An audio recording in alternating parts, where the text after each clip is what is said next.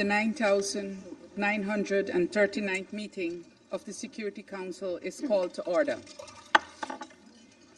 The provisional agenda for this meeting is threats to international peace and security. The agenda is adopted. In accordance with Rule 37 of the Council's Provisional Rules of Procedure, I invite the representative of the Islamic Republic of Iran, Iraq, Israel, Kuwait, Turkey, and the Bolivarian Republic of Venezuela to participate in this meeting. It is so decided. In accordance with Rule 39 of the Council's Provisional Rules of Procedure, I invite the following briefers to participate in this meeting: Ms. Rosemarie DiCarlo, Under Secretary General for Political and Peace-Building Affairs, and Mr. Rafael Grossi, the Director General of the International Agency for Atomic Energy. It is so decided. In accordance with Rule 39 of the Council's Provisional Rules of Procedure, I also invite His Excellency Mr. Stavros Lambrinidis, Head of the Delegation of the European Union to the United Nations, to participate in this meeting. It is so decided. The Security Council will now begin its consideration of Item 2 of the agenda.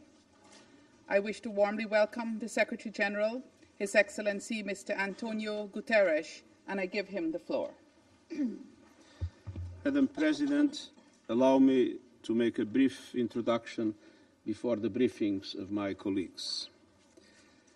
Excellencies, there are moments when the choices before us are not just consequential, they are defining. Moments when the direction taken will shape not only the fate of nations, but potentially our collective future. This is such a moment. To the parties to the conflict, the potential parties to the conflict, and to the Security Council as the representative of the international community, I have a simple and clear message: give peace a chance. The confrontation between Israel and Iran is escalating rapidly with a terrible toll, killing and injuring civilians, devastating homes, neighborhoods and civilian infrastructure, and attacking nuclear facilities. The world is watching with growing alarm. We are not drifting toward crisis. We are racing toward it. We are not witnessing isolated incidents. We are on course to potential chaos. The expansion of this conflict could ignite a fire that no one can control. We must not let that happen. Excellencies, it may be easy to list a range of problems that have impacted relations between Israel and Iran in the last decades. But the central question of this conflict is the nuclear question. Non-proliferation is a must for the safety and security of us all. The Non-Proliferation Treaty is a cornerstone of international security. Iran must respect it. And Iran has repeatedly stated that it is not seeking nuclear weapons. But let's recognize there is a trust gap. The only way to bridge that gap is through diplomacy to establish a credible, comprehensible, and verifiable solution, including full access to inspectors of the IAEA as the United Nations technical agency in this field. For all of that to be possible, I appeal for an end to the fighting and the return to serious negotiations. At this defining moment, I urge this Council to act with unity and urgency for dialogue. And I urge the international community to rally behind the sole path that can deliver lasting peace: diplomacy, grounded in international law, including the UN Charter. This is even more crucial given the unfolding horrors in Gaza. Excellencies, the only thing that is predictable is that the consequences of continuing this conflict are unpredictable. Let us not look back on this decisive moment with regret. Let us act responsibly and together to pull the region and our world back from the brink. Thank you. I thank the Secretary General for his remarks. I now give the floor to Ms. Rosemarie DiCarlo. Thank you, Madam President. We meet as the scope and scale of attacks in Iran and Israel continued to widen, with grave consequences for civilians in both countries. In Iran, Israel claims to have targeted over 100 military sites and nuclear facilities, including the Kermanshah missile base, the Natanz and Isfahan nuclear facilities, and the Kondab, former Iraq, heavy water reactor. At the same time, government buildings, homes, and residential neighborhoods, factories, hospitals, airports, and refineries have been stuck in and around Tehran, Isfahan, Tabriz, Avaz, and among many other cities.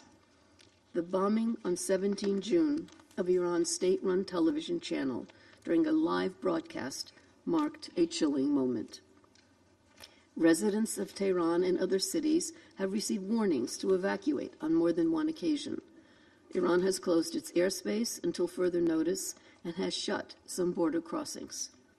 In Israel, residential neighborhoods and essential infrastructure have been hit throughout the country, notably in Tel Aviv, Haifa, Bat Yam, Dimona, Petah Tikva, and Eilat.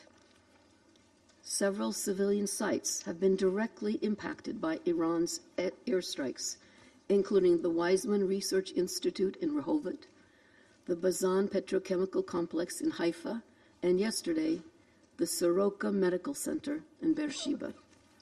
A state of national emergency remains in place, with severe restrictions on air travel. Several areas in the occupied West Bank have also been impacted, and checkpoints and road closures are impacting movement, especially for Palestinians.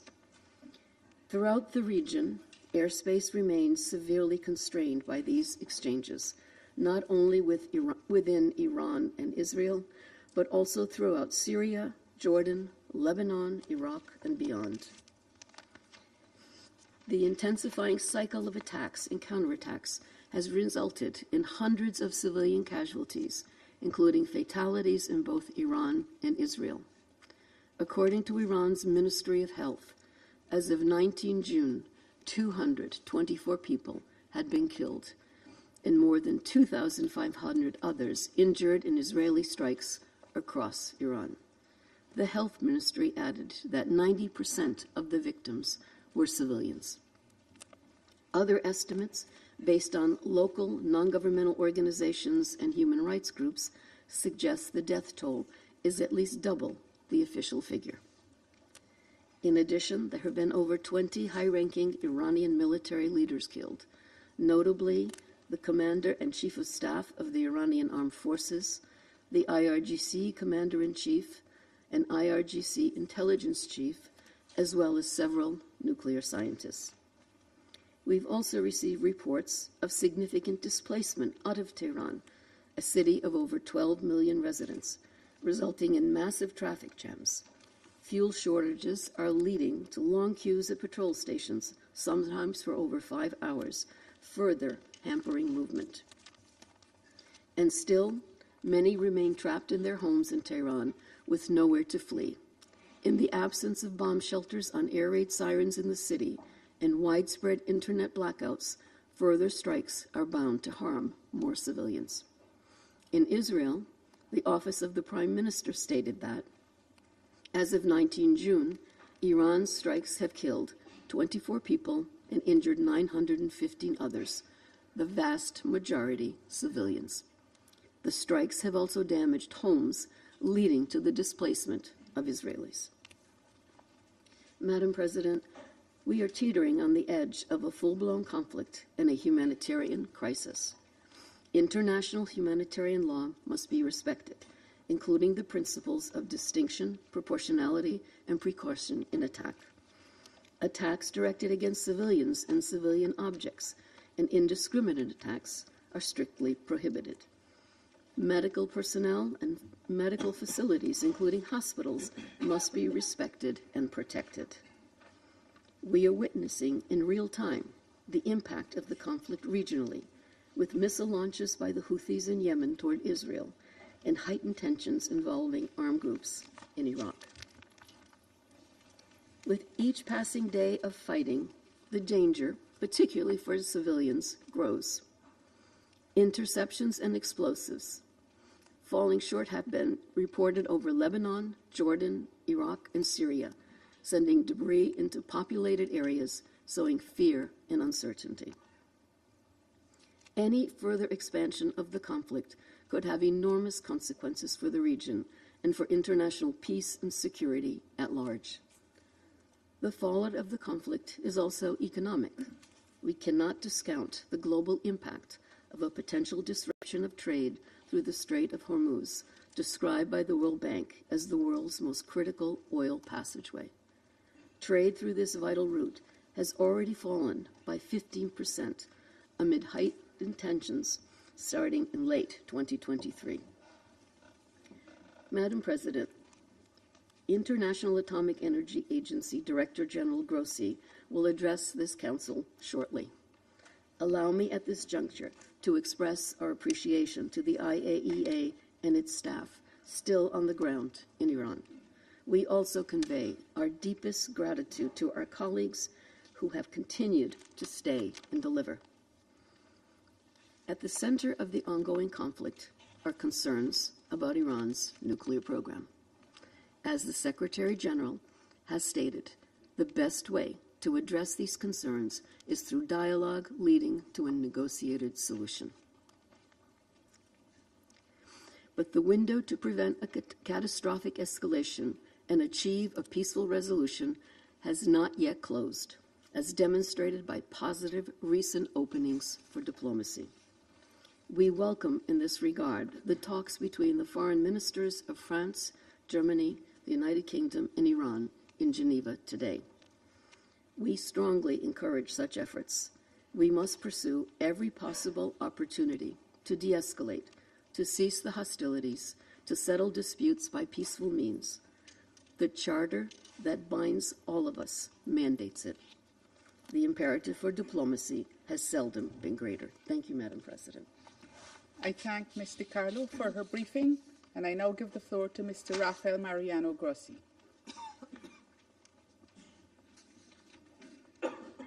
Thank you very much, Madam President, dear Secretary General, dear Madam Under-Secretary General, dear friends. Attacks on nuclear sites in the Islamic Republic of Iran have caused a sharp degradation in nuclear safety and security in Iran. Though they have not so far led to a radiological release affecting the public, there is a danger this could occur. The IAEA has been monitoring closely the situation at Iran's nuclear sites since Israel began its attacks a week ago. As part of its mission, the IAEA is the global nerve center for information on nuclear and radiological safety, and we can respond to any nuclear or radiological emergency. Based on information available to the IAEA, the following is the current situation at Iran's nuclear sites, which I offer as a follow-up to my most recent report to this Security Council. The Natanz enrichment site contains two facilities. The first is the main fuel enrichment plant. The initial attacks on the 13th of June targeted and destroyed electricity infrastructure at the facility, including an electrical substation, the main electric power supply building, an emergency power supply, and backup generators. On the same day, the main cascade hall appears to have been attacked using ground-penetrating munitions. Second facility at Natanz is the pilot fuel enrichment plant. It consists of above-ground and underground cascade halls. On the 13th of June, the above-ground part was functionally destroyed, and the strikes on the underground cascade salts were seriously damaging. The level of radioactivity outside the Natanz site has remained unchanged and at normal levels, indicating no external radiological impact on the population or the environment there. However, within the Natanz facility, there is both radiological and chemical contamination. It is possible that uranium isotopes contained in uranium hexafluoride, uranyl fluoride, and hydrogen fluoride are dispersed inside the facility. The radiation, primarily consisting of alpha particles, poses a significant danger if inhaled or digested. This risk can be effectively managed with appropriate protective measures, such as using respiratory devices. The main concern inside the facility is chemical toxicity. Fordow is Iran's main enrichment location for enriching uranium at 60%. The agency is not aware of any damage at Fordow at this time. At the Esfahan nuclear site, 4 buildings were damaged in last Friday's attack: the Central Chemical Laboratory, a uranium conversion plant, the Tehran reactor fuel manufacturing plant, and the enriched uranium metal processing facility, which was under construction. No increase of off-site radiation levels was reported. In Natanz, the main concern here is chemical toxicity.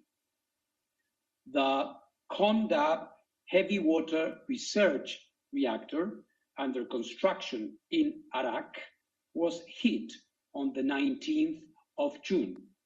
As the reactor was not operational and it did not contain any nuclear material, no radiological consequence is expected. The nearby heavy water production plant is also assessed to have been hit, and similarly, no radiological consequence is expected.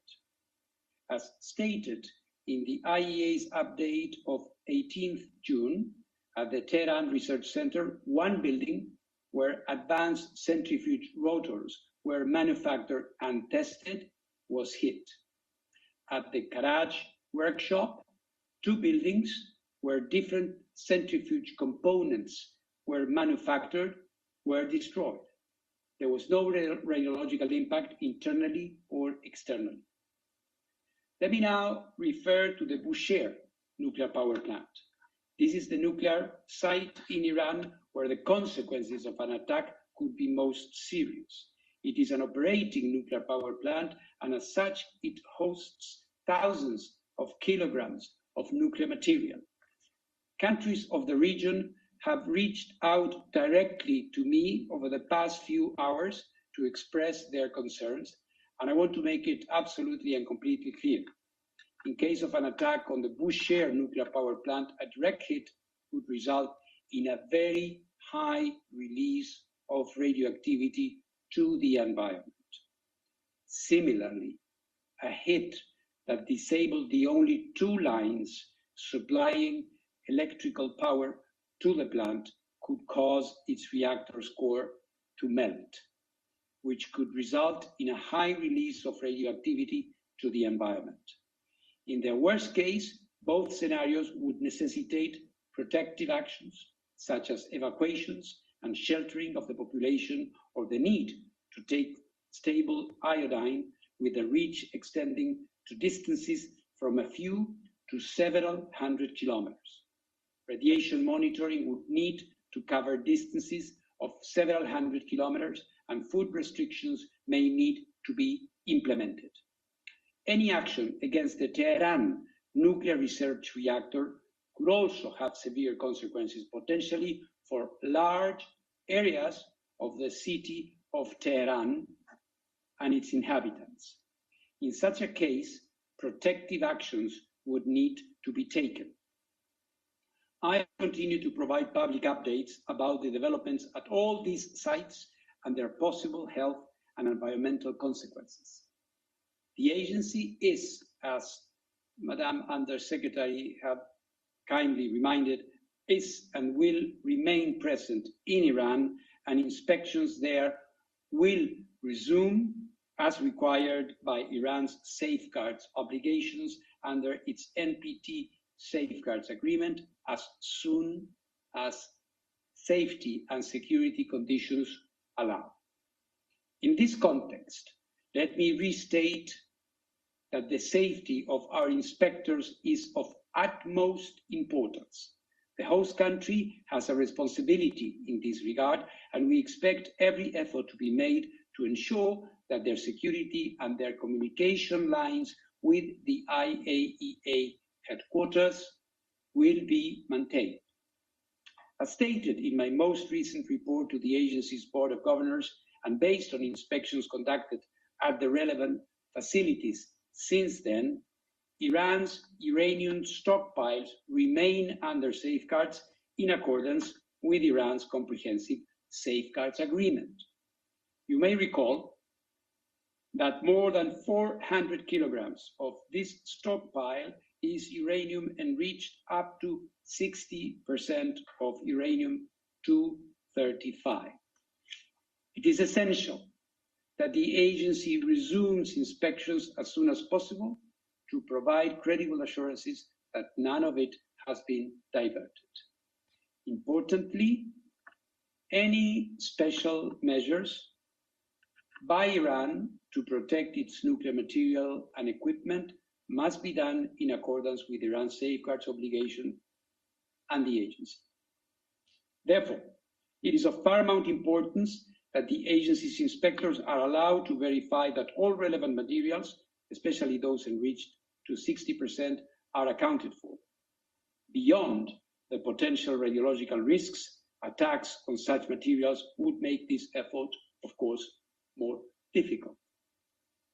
Madam President, the IAEA has consistently underlined, as stated in its General Conference resolutions, that armed attacks on nuclear facilities should never take place and could result in radioactive releases with grave consequences within and beyond the boundaries of the state which has been attacked.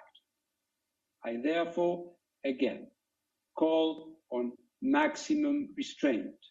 Military escalation threatens lives and delays indispensable work towards a diplomatic solution for the long-term assurance that Iran does not acquire a nuclear weapon.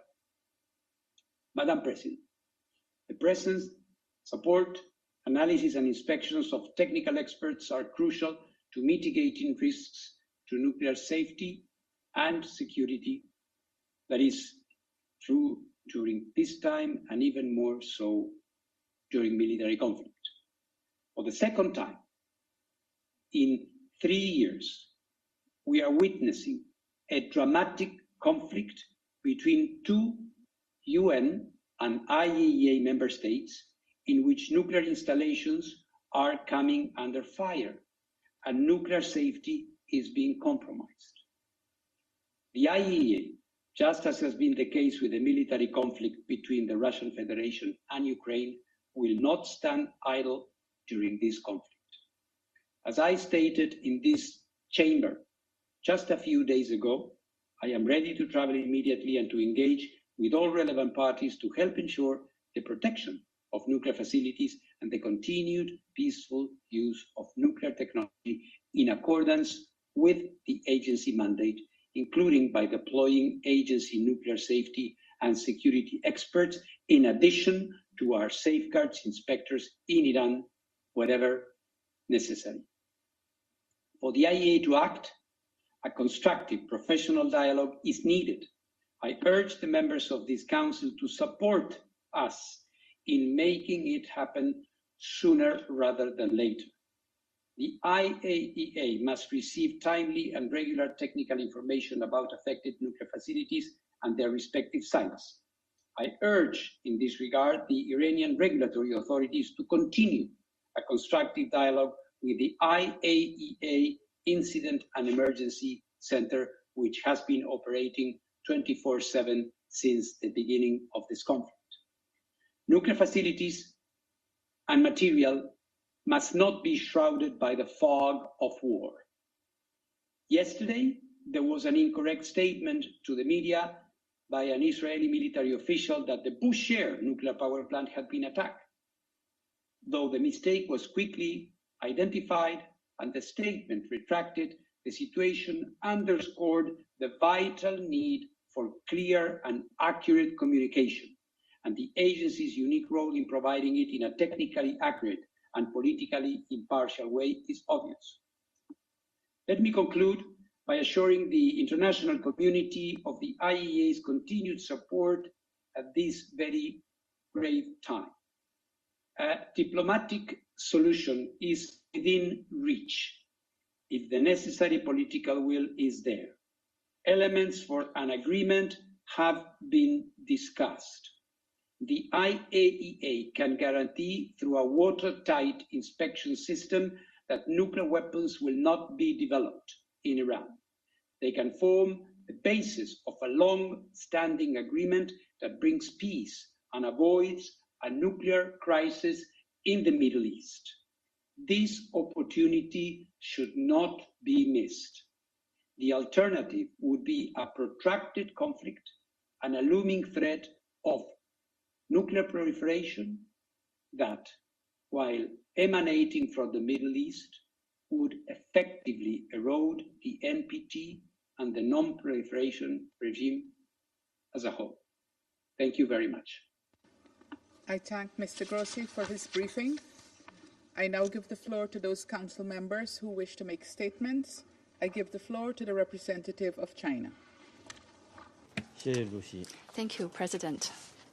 主席，我感谢你 President, 召 I 开 thank you 此 for 次紧 convening 急 this 公开会， emergency open meeting.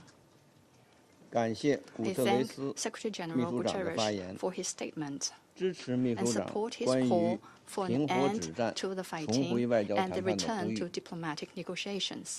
感谢 I 迪卡 thank 洛副秘书长 Undersecretary General 和格罗西 DiCarlo 总 and 干事的 Director 通报。 General Grossi for their briefings. 以色列和伊 As 朗的 the 军事冲突 Israel-Iran 进入 military 第8天， conflict enters its 造 8th 成 day, 双方 it 大 is 量平民 distressing 伤 to 亡 note 和 that 设施 it 损 has 毁， resulted in 令 a 人 large 痛 number 心。 of civilian casualties and damage 如 to 果冲 facilities 突 on both 进一步 sides. 升级， If the 不 conflict 仅冲 escalates 突双 further, 方 not 将 only will 遭 both 将 sides 遭受更大损失， suffer greater 地区国 losses, 家 but the 也 regional 将深受 countries 其 will 害。 also be severely affected. 以色列的行为 Israel's 违反 actions 国际法 violate 和国际 international 关 law 系准 and the 则， norms of international 侵害 relations, 伊朗主权 jeopardize 和安全， sovereignty and security of 破坏 Iran, 了地区 and 的和平稳 undermine 定。 regional peace and 中方 stability. 予以明确 China 谴责。 unequivocally condemns this. 中国国家主席 Chinese 习近 President 平 Xi 针对 Jinping 当 has 前 put 事态 forward a 提出了 four-point 4点 proposal 主张。 regarding the current situation. 中国外交部长王 Chinese 毅 Foreign Minister 同 Wang 伊朗、 Yi 以色 has 列 spoken 和地区 separately 国家 with 外 his 长 counterparts of 分别通 Iran, 话。 Israel, and the regional countries. 当前紧要 At 关 this 头， critical 国际社 juncture, 会 the 应进一 international 步凝 community 聚 should 共识， further forge a 全力 consensus 劝和 and 促 make 谈， every effort 平 to 息 promote 紧张 talks 局势。 to ease tension. 我讲4点。 I will make 4 points. 第一， First, 必须 there 立 must 即 be an 停火止 immediate 战。 ceasefire and an end to 武 fighting. 力不是 The 解 use 决 of 国 force 际 is 争 not 端 the 的 right 正 way 确 to 方式， resolve international 只会 disputes. 加剧 It will 仇恨 only 和矛盾。 exacerbate hatred and 越早 conflicts. 实现 The 停 sooner 火， a 造 ceasefire 成的 is 损 put in 失 place, 才会 the 越小。 less damage will be done. 不能坐视 The 地区局 situation 势 in 滑 the 向未 region 知的深 cannot be 渊。 allowed to slide into an unknown 冲突 abyss. 当事方， The parties 尤 to 其 the 是以 conflict, 色列， Israel in 应当 particular, 尽快 should 停火， cease fire as soon as 防止 possible 局势 to 轮番 prevent 升 the 级， situation from 坚决避免 escalating 战 and 争 to 外溢。 avoid any spillover of the war. 第二， Second, 必须保障 the 平民安 safety 全， of civilians must be 无论任何 ensured. 时候， The 军 red 事冲 line 突 of 中保护 protecting 平民的红 civilians 线 in armed 都不能 conflicts 突破。 must not be 无 crossed at 差 any 别使 time, 用武力的 and the 行为都不 indiscriminate 可接 use 受 of。force is 冲突 unacceptable. 当事方 The parties 应 to the 严格遵 conflict 守国际 must 法， strictly abide by 坚 international 决避 law, 免殃及无 resolutely 辜平民， avoid harming 避免 innocent 攻击 civilians, 民用设施， refrain from 并为 attacking 第三国 civilian 公民撤离 facilities, and 提供便利。 facilitate the evacuation of third country nationals. 第三， Third, 必须坚 we 持对 must 话 stay 谈判。 committed to dialogue and 沟通对话 negotiation. 是实 Communication 现 and 持久和 dialogue 平的 are 正 the 确 right 路径。 paths to 当 lasting 前的 peace. 冲突 The current 打 conflict 断 has 了 interrupted the negotiation process on the Iranian nuclear 伊朗 issue. 多处核设 The 施遭到 attacks 袭击， on 这 multiple 开创了 Iranian 危 nuclear 险的先例， facilities set a dangerous 可能 precedent 造成灾 and 难 could 性后 have 果。 catastrophic 要坚决 consequences. We must 要 not 坚定政治解决伊朗核问 We 题大方向 must 不 not 动摇， waver in the 坚 general 持通 direction 过 of a 对话 political 谈判 settlement to the 推 Iranian 动伊 nuclear 朗核 issue, 问题 and we must 重回 persist 政治 in 解决轨 returning the 道。 Iranian nuclear issue to 中 the 方 track 欢 of a 迎 political 英国、 solution 法 through 国、德 dialogue 国 and 外长、 negotiation. 欧盟 China 外交 welcomes the 与安 talk 全 in 事务高 Geneva 级代 among 表 foreign 同 ministers 伊 of 朗外 UK, 长 France, 在日内 Germany, 瓦 and the 正 High 在举行的 Representative 会 of 谈。 EU for Foreign Affairs and Security Policy and the Foreign Minister of Iran. 第四， Fourth, 必须 we must 汇聚国际 bring 社会 together the 复合努 efforts 力。 of the international community to 中东 promote 不稳， peace. 天下 Without 难安。 stability in the Middle East, peace 以 in the 伊 world 冲突 would be 导致 elusive. 中东 The 紧张局势 Israel-Iran 骤然 conflict 升 has 级， led to a 也 sudden 对全球 escalation 安 of 全 tension 造 in the 成 Middle 严重 East 冲击。 and has also had a 近日 serious impact on 21 global 个阿拉伯 security. 伊斯兰 Recently, 国家 21发表外 Arab 长联 and 合声明， Islamic 共 countries 同 issued 呼 a 吁 joint 停火 statement 止 of 战， foreign ministers 重启 calling 伊 for 朗 a 核问题 ceasefire, 谈判， resuming talks on 维 the 护 Iranian 地 nuclear 区持久 issue, 和 and 平。 maintaining 中 lasting 方 peace 对 in the 此完 region, 全支持。 which China fully supports.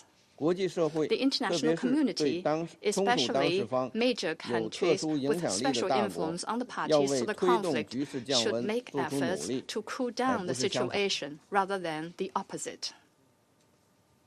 安理会 The 作 Security 为维 Council, 护 as 国 the 际和平 primary 与安 body 全的首要机 responsible 构， for maintaining 应 international 当为 peace and 此发挥 security, 更大作 should 用。 play a greater 我 role 们 in 支 this 持 regard. 安理会 We 及 support 时 the 采取 Council 必要 in 行动。 taking necessary actions in a timely fashion. 中方愿继续 China 同 stands 各方 ready to 加强 continue 沟 to 通协 strengthen 调， communication and 凝聚 coordination 合 with 力， all relevant 主持 parties, 公道， build 为恢 synergies, 复中 uphold 东地区 justice, 和平 and 发 play 挥 a 建设性 constructive 作 role 用。 in 谢谢 restoring 主席 peace。in the Middle East. Thank you, President. I thank the representative of China for his statement, and I give the floor now to the representative of Pakistan. Thank you, Madam President. I would like to thank Secretary General Guterres for his presence and thoughtful and compelling remarks. Secretary General, you spoke about a defining moment and our collective future, as well as collective responsibility. And we fully agree with you and your call to give peace a chance. And in that context, your appeal to end the fighting and return to negotiations. I'm also thankful to Undersecretary General DiCarlo for her complimentary briefing, as well as the briefing by Director General Grossi. We note in particular his view that diplomatic solution is within reach with necessary political will. Madam President, last Friday, the Council had an emergency session in the wake of Israel's military strikes, violating the sovereignty and territorial integrity of Iran in flagrant violation and contravention of the UN Charter and fundamental principles of international law. 1 week later, as a result of such irresponsible behavior, the situation has only exacerbated, with grave implications for regional and international peace and security. Pakistan strongly condemns the unjustified and illegitimate aggression by Israel. We stand in solidarity with the people of Iran. We unequivocally denounce the blatant attacks and military strikes carried out by Israel, which constitute a grave danger and a serious threat to the peace, security, and stability of the entire region and beyond, with serious implications. We offer our sincere condolences and sympathies to the brotherly people of Iran on the loss of life as a result of these unprovoked attacks. The ensuing humanitarian crisis and civilian toll on both sides is also deplorable. International humanitarian law must be complied by all sides. The attacks against nuclear facilities for peaceful purposes are deeply troubling. Such attacks contravene international law, the Charter of the UN, Statute of the IAEA and relevant IAEA General Conference resolutions on the issue. It is the responsibility of the IAEA to clearly pronounce its legal position with regard to such attacks, as well as to report it to the Board of Governors and to the Security Council about the legal safeguards, safety and security implications of such attacks. The agency should fulfill that responsibility. Madam President, the latest crisis has aggravated the existing tensions in the region, arising from Israel's continuing ruthless assault on Gaza that has resulted in an unprecedented humanitarian catastrophe for the innocent Palestinians, as well as its recurring violations of international law in Syria, Lebanon, and Yemen. The Security Council bears primary responsibility to immediately stop this wanton aggression and hold the aggressor accountable for its actions. The Security Council must fulfill its duty and affirm the following. First, categorical rejection and condemnation of Israel's attacks on the Islamic Republic of Iran since 13th of June and all actions that contravene international law and the purposes and principles of the Charter of the United Nations. Second, play its due role to end the hostilities and promote de-escalation for achieving a comprehensive ceasefire before the situation spirals out of control and threatens the peace and stability of the entire region. Third, clear denunciation of the targeting of IAEA safeguarded nuclear facilities against the provisions of international law and the UN Charter as reflected in the UN Security Council resolutions, IAEA resolutions, and international humanitarian law, including the Geneva Conventions. The Security Council must implement its own resolution 487. Fourth, call for dialogue and diplomacy to promote a peaceful and lasting resolution of the crisis. Diplomacy must be given a chance. Madam President, regrettably, Israeli unlawful strikes against Iran came at the time of intense diplomatic engagement on Iran's nuclear issue. These illegal actions must not be allowed to scuttle that dialogue. Parties must swiftly return to the path of negotiations, which is the only viable means to reach a sustainable agreement regarding the Iranian nuclear program. We note the willingness expressed by the United States to keep the door for negotiations open. We also take note of the dialogue between the E3 and Iran. We hope that the diplomatic efforts and engagements will bear fruit. We reaffirm our long-standing position that all issues concerning Iran's nuclear program must be resolved peacefully through dialogue and diplomacy in accordance with the rights, international obligations, and responsibilities of all the parties concerned. At the same time, verification activities by the IAEA as the competent international technical organization mandated to implement respective safeguards obligations should continue unimpeded. The IAEA must continue its work in an impartial and apolitical manner to provide objective reporting and credible information regarding the issues under its purview. Madam President, this is a critical moment. The Security Council must fulfill its responsibility and facilitate peaceful resolution of disputes. Military means and coercion cannot bring about a lasting settlement. Dialogue and diplomacy, in full adherence to the principles of international law and the UN Charter, remain the only viable path to resolving this crisis. This Council must therefore unite in support of the Secretary General's call for end to fighting and return to negotiations and dialogue. I thank you. I thank the representative of Pakistan for his statement, and I give the floor to the representative of the Russian Federation. Madam President, We are grateful to the Guianan presidency for the prompt response to the request from Russia, China, Pakistan, and Algeria to convene this meeting. We thank the UN Secretary General for his opening remarks, as well as the Undersecretary General for Political and Peacebuilding Affairs and the Director of the IAEA for their briefings. Madam President, exactly a week has elapsed since the start of the escalation of the Iran-Israeli conflict, which the Security Council discussed on the 13th of June.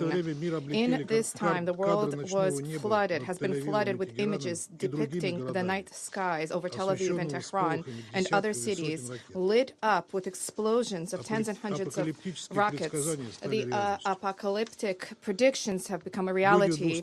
People in both countries have been forced to take shelter in hideouts with each passing day. The list of civilian casualties on both sides lengthens. As a result of the closure of the airspace in the region, many third country civilians have become entrapped and they are striving to find a way home. The Iranian peaceful civilian nuclear facilities continue to be targeted, and this is liable to plunge us into a hitherto unseen nuclear catastrophe. The UN Security Council, the principal body for the maintenance of international peace and security, cannot shirk its responsibility and must provide an objective assessment of the situation and to devise an appropriate decision. We cannot deny the obvious facts. It is indeed Israel which attacked Iran on the eve of the latest planned round of indirect talks between Washington and Tehran. Thereby, West Jerusalem not only demonstrated blatant disregard for the efforts that have been undertaken to seek a diplomatic solution to issues around the Iranian nuclear program, but also demonstrated contempt for its key ally, the United States, which up until recently had been declaring an intent to reach a compromise solution on this matter. It is worth recalling that the Iranian nuclear program is not a scroll secured by 7 seals, indiscernible to the international community. The nuclear facilities and installations in this country are under the safeguards of the IAEA and are continuously subject to scrupulous verification by agency inspectors. Not a single of the member states of this body is under more stringent oversight and scrutiny. Iran has been strictly complying with its obligations under the NPT and the Comprehensive Safeguards Agreement. The Secretariat of the agency's reports have no mention whatsoever about the presence of proliferation risks. So it turns out that Israel has disregarded the assessments of the Specialized International Agency, having on its own authority appointed itself a judge, single-handedly deciding to carry out strikes against a sovereign country with no regard for the UN Charter and international law. Just recently, in the Middle East, a tragic precedent occurred of an invasion into a state under the pretext of alleged presence there of WMDs, which subsequently failed to materialize. It's a pity that the United States, which demonstrated to the entire world this discredited example in 2003, which generated suffering for millions of people, does not wish to learn from its own mistakes. Today, the U.S., yet again, together with the UK, France, and Germany, is attempting to persuade all parties to believe the groundless fabrications about plans allegedly harbored by Tehran to gain possession of nuclear weapons.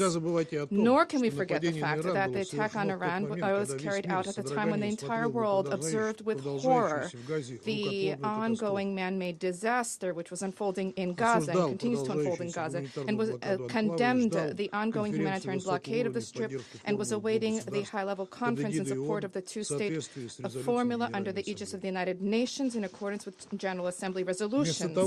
Instead of reverting back to the sole possible negotiated peaceful settlement in Palestine, Israeli military political leadership raised the stakes and expanded the geography of the conflict in the region. Perhaps the Western Jerusalem's calculations also are to have the new military misadventure detract the international community's attention away from the crimes perpetrated by Tzahal in Gaza and the West Bank.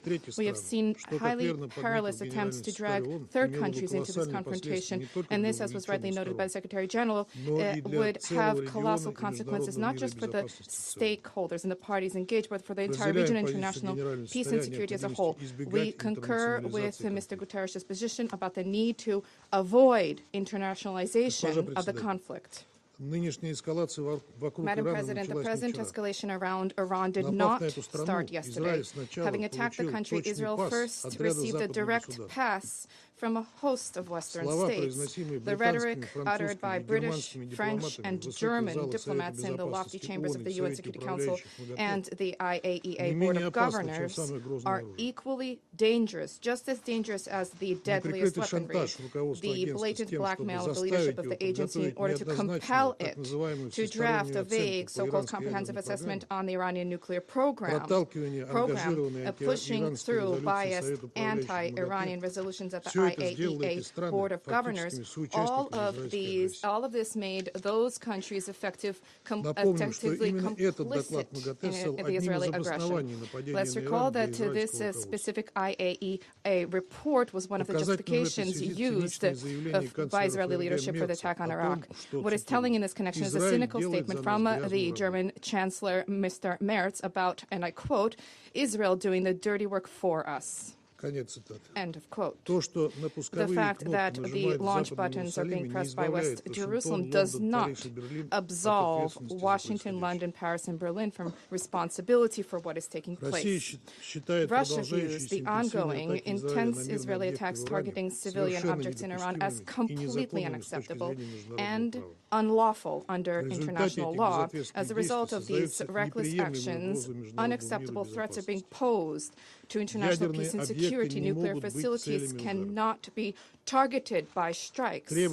We demand that West Jerusalem immediately cease attacks and raids on Iran, first and foremost the nuclear facilities which are under the protection of the IAEA. We expect that the agency leadership will draft in short order a detailed written report in response to the reports for consideration of the IAEA Board of Governors and the Security Council with a frank assessment of the damage sustained by Iran's nuclear and energy facilities, as well as the safeguards application in that country, including in the context of the presence of inspectors there, inspectors whose lives were under imminent threat. We take note of the clear Iranian statements about its steadfast commitment to obligations under the NPT and a willingness to resume contact with Washington to forge possible solutions that dispel all baseless suspicions and biases vis-à-vis Tehran's nuclear program under the condition that Israeli attacks cease. We support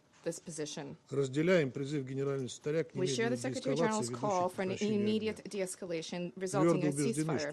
We firmly believe that a resolution can be provided for in a sustainable way only through diplomacy and negotiations. The goals of nuclear non-proliferation, whose cornerstone is the NPT,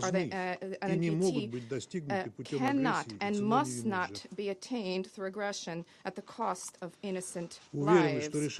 We believe that solutions whereby Iran's right to peaceful nuclear activity and Israel's unconditional safety and security will simultaneously be upheld are feasible and attainable. We have conveyed these options to our U.S. and Israeli colleagues as well as Iranian partners.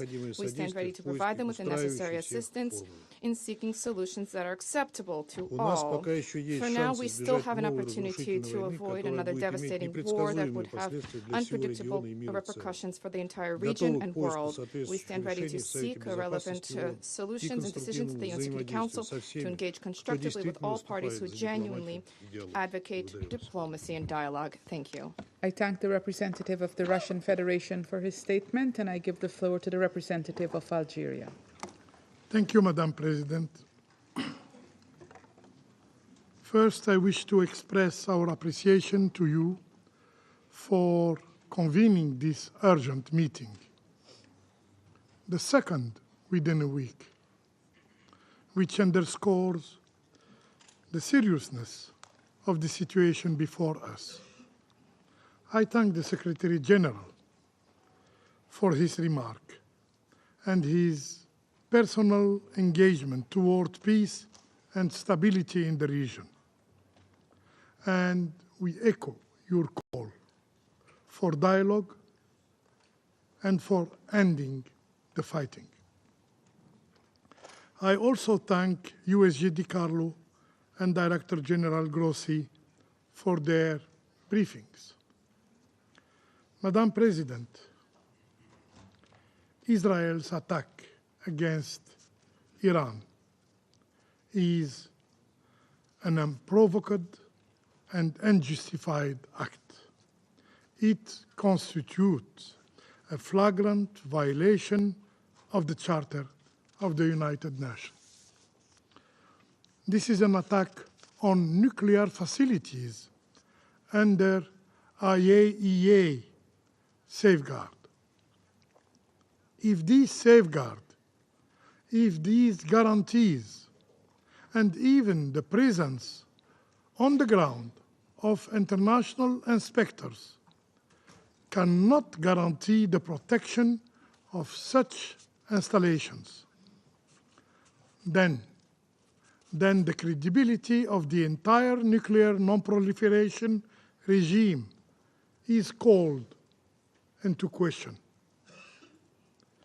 If those entrusted with upholding this regime are unable or unwilling to condemn and denounce such violations, they must ask themselves, what is their purpose?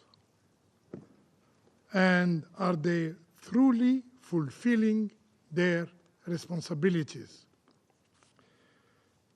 We must resist any attempt to justify what in essence is an act of aggression against a sovereign member state of the United Nations. Any misleading narrative is unacceptable. As Director General Grossi stated in an interview with CNN, we, the IAEA, did not have any proof of a systematic effort to move into a nuclear weapon. End of quote. These words merit our full attention. Madam President, it is imperative that everyone returns to a path of reason. Negotiation between the E3, the European three, and Iran. Negotiation between US and Iran with the facilitation of Oman remain a viable and a constructive option available for diplomacy. Algeria has always believed in the power of dialogue, and we echo the call of the Secretary General in this regard. Even in time of heightening tension, mediation and Charter's principle remain our unique, viable tools. Let me quote the Charter. All members shall settle their international dispute by peaceful means. End of quote. Madam President, international humanitarian law is clear.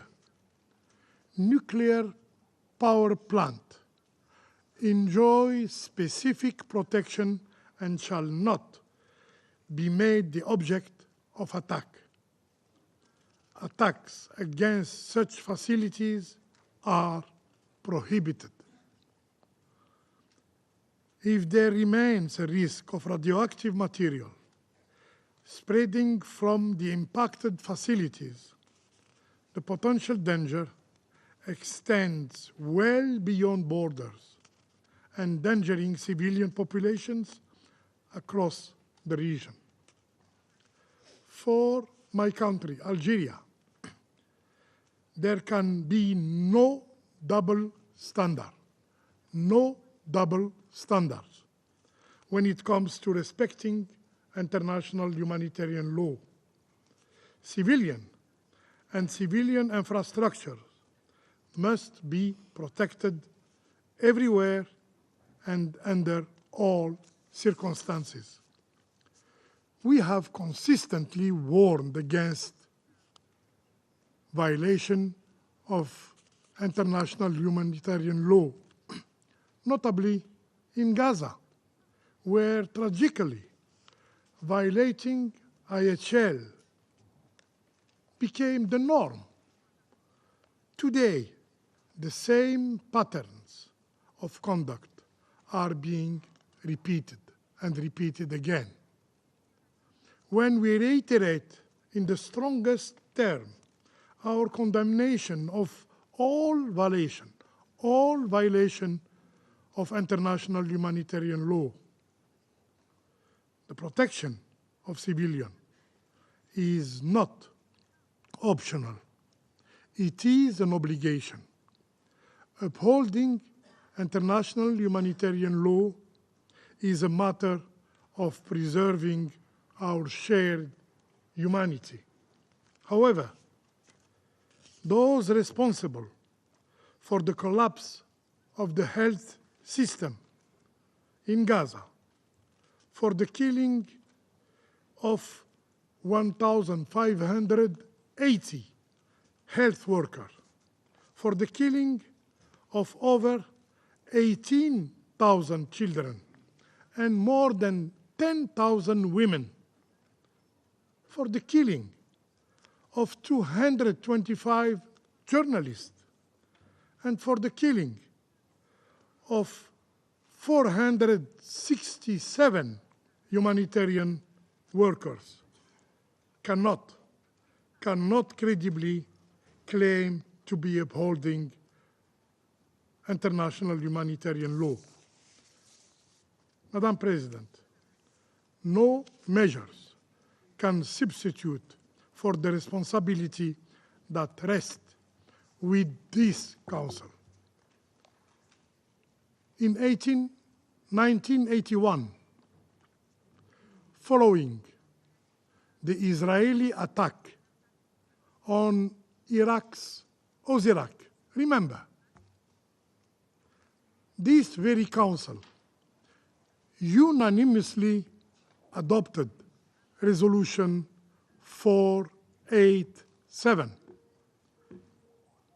It's true, this resolution was never really implemented. And Israel's nuclear facilities were never placed under IAEA safeguards. And Iraq never received any compensation. And the Council, this very Council, was never properly informed of follow-up measures. This is to show that the legacy of impunity, the legacy of immunity, has dangerous consequences. What we are witnessing today is not simply an isolated act of aggression. It is a profound challenge to the very foundations of the international legal order. The Security Council must fulfill its mandate. Acts that threaten international peace and security demand an adequate response. Inaction should not and cannot be an option. I thank you.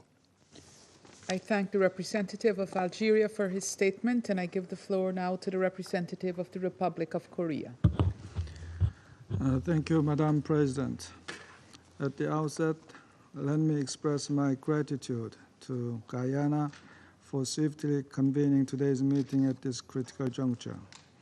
I thank the Secretary General for his important statement and compelling message. I also appreciate USG DiCarlo and IAEA Director General Grossi for their informative briefings. I reiterate our deepest concern over this dangerous escalation of conflict in the Middle East. Despite the unanimous calls for maximum restraint during last Friday's Council meeting, we regret that Israel and Iran have continued to exchange attacks, putting the safety and security of their own people at grave risk. The government of the Republic of Korea condemns all actions that further aggravate the worsening situation. Over the past week, both Iran and Israel have carried out repeated and large-scale missile and drone strikes against each other's military assets and critical infrastructure, resulting in widespread destruction and a growing number of casualties, including many civilians. Should this vicious cycle of mutual retaliation persist, not only the peoples of Iran and Israel, but also millions of in neighboring states and beyond could face intensifying threats to their safety and livelihoods.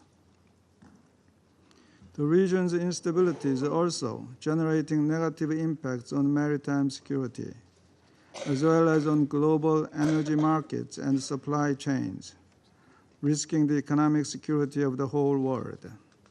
Madam President, in recent days, we have repeatedly heard the positions of both sides.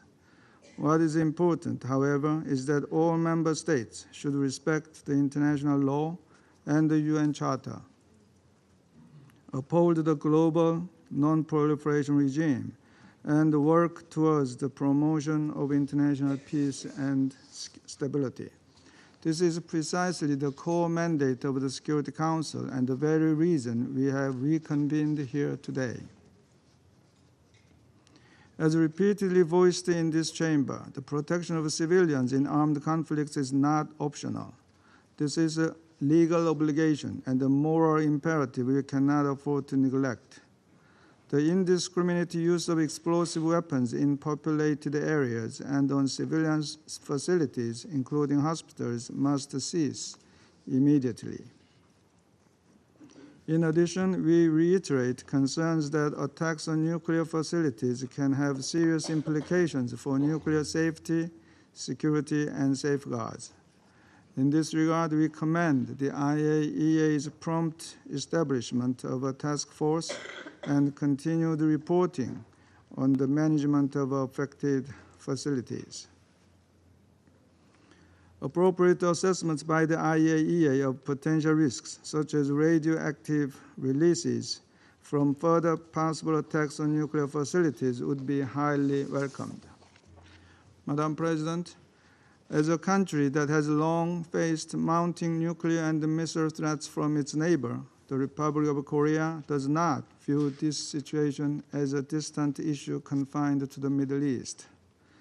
The international community remains unconvinced of the exclusively peaceful nature of Iran's nuclear program, and this issue should be clearly addressed. We must take the grave consequences of potential nuclear proliferation seriously.